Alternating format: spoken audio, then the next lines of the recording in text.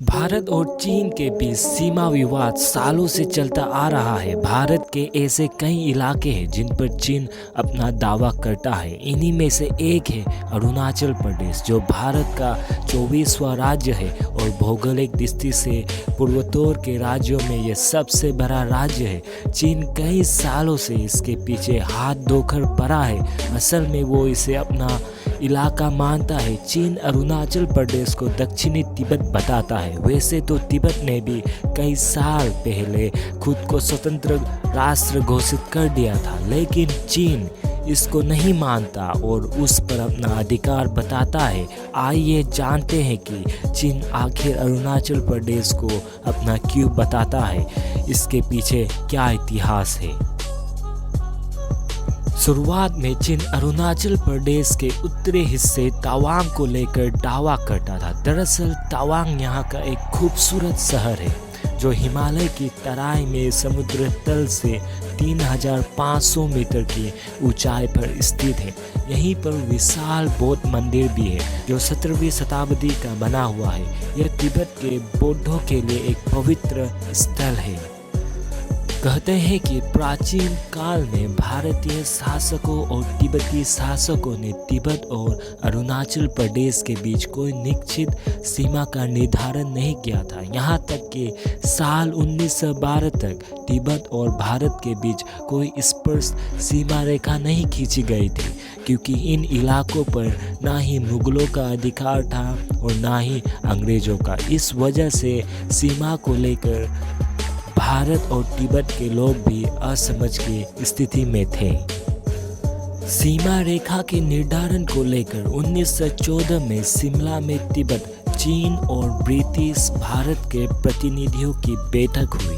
उस समय ब्रिटिश शासकों ने तवांग और दक्षिणी हिस्से को भारत का हिस्सा माना, जिससे तिब्बत के प्रतिनिधियों ने भी स्वीकार किया, लेकिन चीन इसे मानने को तैयार नहीं था, इसलिए वो बैठक से निकल गया। बाद में इस पूरे इलाके को अंतर्राष्ट्रीय स्तर पर मान्यता मिली और वो भारत और विश्व के नक्शे पर आ गया। वैसे तो चीन तिब्बत को भी स्वतंत्र राष्ट्र नहीं मानता है, ऐसे में तो तवांग पर उसके फैसले को भी वो नहीं मानता। वह हमेशा से यह चाहता रहा है कि तवांग उसके अधिकार में आ जाए, जो कि तिब्बती बौद्धों के लिए एक पवित्र जगह है। 1962 में जब भारत और चीन के बीच युद्ध हुआ था, तब चीन ने तवांग पर कब्जा कर लिया था, लेकिन बाद में वो पीछे हट गया था, जिसके बाद भारत ने पूरे इलाके को अपने नियंत्रण में ले लिया था। पूरी दुनिया भले ही तवांग को भारत का हिस्सा मानती हो, लेकिन चीन आज भी इसे मानने को तैयार नहीं है। ईस्टर्न सेक्टर में सिक्किम और अरुणाचल प्रदेश की सीमा चीन से लगती है, जो 1346 किलोमीटर लंबी है। मिडिल सेक्टर में हिमाचल और उत्तराखंड की सीमा है, जिसकी लंबाई 545 किलोमीटर है। वहीं वेस्टर्न सेक्टर में लद्दाख आता है, जिसके साथ चीन की 1597 किलोमीटर लंबी सीमा लगती है।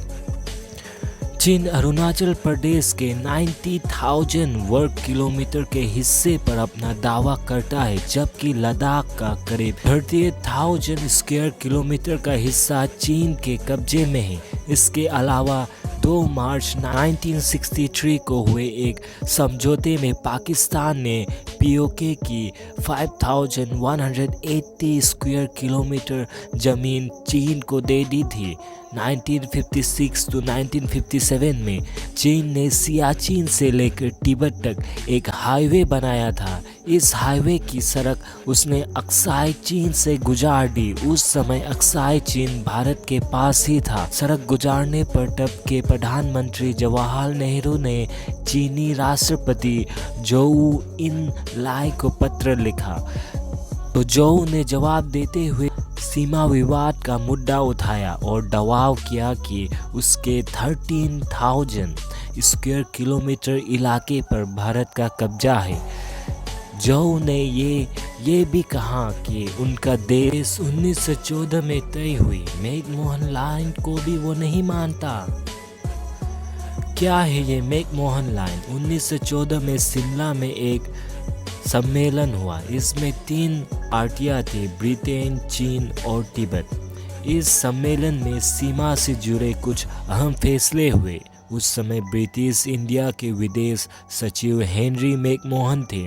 उन्होंने ब्रिटिश इंडिया और तिब्बत के बीच 890 किलोमीटर लंबी सीमा खींची। इसे ही मैकमोहन लाइन कहा गया। इस लाइन में अरुणाचल प्रदेश को भारत का हिस्सा बताया गया था। आज़ादी के बाद भारत ने मैकमोहन लाइन को माना, लेकिन चीन ने इसे मानने से इनकार कर दिया। चीन ने दावा किया कि अरुणाचल दक्षिणी तिब्बत का हिस्सा है। क्योंकि तिब्बत पर उसका कब्जा है, इसलिए अरुणाचल भी उसका होगा। चीन क्यों नहीं मानता ये लाइन? चीन मैकमोहन लाइन को नहीं मानता है। उसका कहना है कि 1914 में जब ब्रिटिश इंडिया और तिब्बत के बीच समझौता हुआ था, तब वो वहाँ मौजूद नहीं था। उसका कहना है कि तिब्बत उसका हिस्सा रहा है, इसलिए वो खुद से कोई फैसला नहीं ले सकता।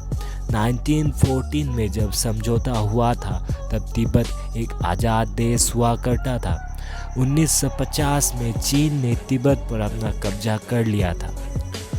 भारत के किन किन हिस्सों पर चीन के साथ विवाद है? Number 1, Pangong lake. ये झील 134 किलोमीटर लंबी है, जो हिमालय में करीब 14,000 फीट की ऊंचाई पर स्थित है। इस झील 44 किलोमीटर क्षेत्र भारत में है और करीब 90 किलोमीटर क्षेत्र चीन में पड़ता है।